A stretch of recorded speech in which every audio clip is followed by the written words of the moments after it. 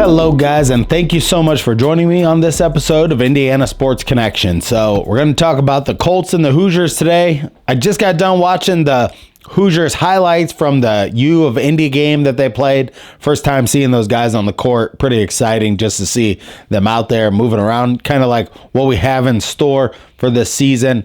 This is the most talent the Indiana Hoosiers basketball team has had in a long, long time. And we're going to talk about the Colts, why they are no longer the hunter and they are becoming the hunted as they lose these games, and why it's going to be just a difficult game this Sunday. We'll talk about all that and more on this episode of Indiana Sports Connection. But first, let's thank our sponsor, Reynolds Wrap. For 75 years, Reynolds Wrap everyday aluminum foil has been helping people save time in the kitchen for 75 years. Made in the United States, Reynolds Wrap everyday aluminum foil, and its easy close box is easier for you to find in the grocery aisle now. Use our aluminum foil to make packets, to steam vegetables, and use it for all sorts of different needs, to line sheet pans. Use it as a lid or use it to line your grill. And save time on cleanup when you're watching the Colts this Sunday. Get back to the game faster after halftime by choosing Reynolds Wrap, making great American aluminum foil for 75 years. All right, let's get into talking about the Colts. And just something I was thinking about yesterday afternoon and this morning as I was coming into work is just that the Colts have now become the team that people want to play because they think they're going to beat the Colts. That is not a good position to be in. The Carolina Panthers, the Colts are going to have to be really, really fired up to win this game, to not want to lose 4 in a row. Because the Panthers have got to be looking at this now, and many other teams, the Patriots and other teams, circling the Colts on the schedule like they did last year to be like, this is a game we're going to win. We got to beat this Colts team. Not good for the Colts. Earlier in the season, I thought the Colts were maybe going to win like 7 or 8 games, something like that, even 9 games. I've even thought in the past couple weeks saying the Colts could still be a playoff team. I think why it's going so far in the other direction is from what we saw in the Saints game. The Saints were a team that was really very out of sorts, not having a lot of success when it came to anything on the offensive side of the ball. The Saints they absolutely torched the Colts in the second half of that game. And it's just hard until we see the Colts take the bull by the horns and actually go and win one of these games. More and more just kind of losing faith that they're able to do that as a team, put out, have just the kind of like execution and everything they need on all sides of the ball. And the main part of why it's hard to see a bright spot going forward is because of the cornerback play that's been happening with the Colts. We have like the 2 worst corners. If you went across the entire league, backups or starters on every single team in the NFL, right now the Colts have the 2 worst corners in the entire NFL. If there's 117 corners in the NFL, the Colts have 117 and 116 playing on their team in Tony Brown and Baker. So the Colts in the offseason had some bad things happen. Well, they traded Gilmore to the Cowboys, and then they had the guys get caught gambling, and those were the corners we lost. And then so now we're very depleted at corner. I do see a move. The Colts did bring in another corner, a guy from somebody else's practice squad. So they did get that done. So maybe we have another option out there. But as it stands right now, our secondary is so awful.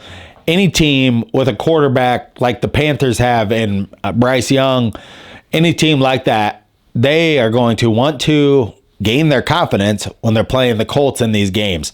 And very well, that's what I'd be telling my team too, because the Colts are just not in a position, they're just not executing at a very high level. The combination of Grover Stewart going out with the PED being suspended for 6 games and losing our corners, and just all of that together is like making our defense really, really suck ass. I mean, that's just all there is to it. Our defense is just not good. Gardner Minshew's scoring enough points really technically to win these games. I mean, many times if you're scoring 38 or 27, if you're scoring in that range, you should be winning some of these games. And the Colts can't do that because their defense is really bad. And we saw how they couldn't get off the field, and New Orleans was able to just run over them on Sunday. Not a good sign. So this Panthers game, it's really a toss-up. A week or two ago, I had a lot more confidence in the Colts to win against some of these bad teams like the Panthers and the Patriots. But those teams are like the Patriots. I can guarantee they got the Colts circled on their schedule like we're going to win this game. And until the Colts show up and make somebody pay the ultimate price of, sending somebody home with a loss, and the Colts outplaying them, it's kind of hard to see how they're going to win some of these games with just the style they've played so far. It's like, so right now, I feel like the Colts nearly have to play, when you watch them in the first half, they'll be playing like a perfect game, and maybe like against the Saints, they were playing a really perfect game and they got ahead in that game 17-7 or 17-7 or 17-10. As the games go on, Minshew and the offense and the defense just kind of get worse and worse and worse. And that's not a good sign either. Like many times in the first and second quarter, they look halfway decent, and then it just kind of like comes unraveled as the game goes on. Not really that great. But let's change gears. Let's talk about the Indiana Hoosiers basketball team, because I saw Mbako on the court, a guy I forgot about, Anthony Walker that we got from Miami I forgot about. He's a senior leadership guy that came in. It was just good to see some of those guys on the team and moving around and being able to just see them out there on the court. The highlights are on YouTube, so check that out. Indiana's highlights from U of Indy. They played at Assembly Hall. Gabe Cupps looks like a really great bright spot. Kind of reminds me, maybe he's quicker than Jordan Halls, but he reminds me of the Jordan Halls type of player. So ready to check him out. Mbako, Ware looked really long on the court and had a lot of block shots and looked pretty good. I don't have all the stats in front of me because I was just kind of doing a rough shot, looking at the highlights, and just kind of want to see how these guys are looking together on the court.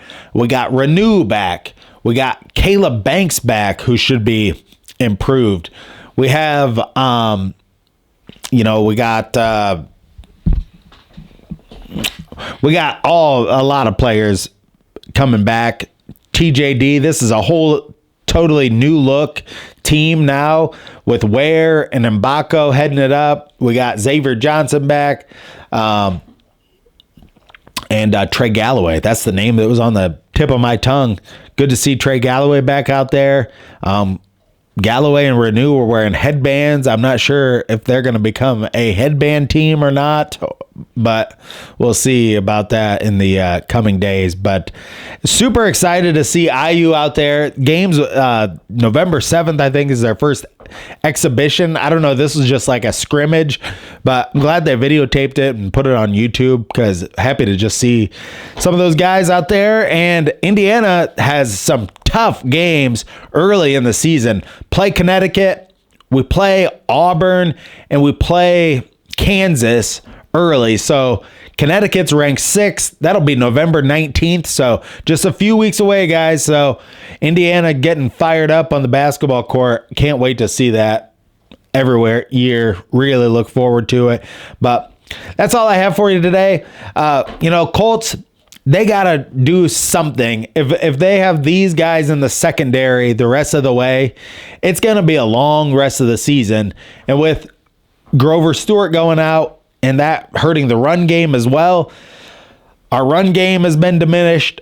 our passing, our running defense has been diminished, and our passing defense has been diminished. So it's going to be tough sledding in these games.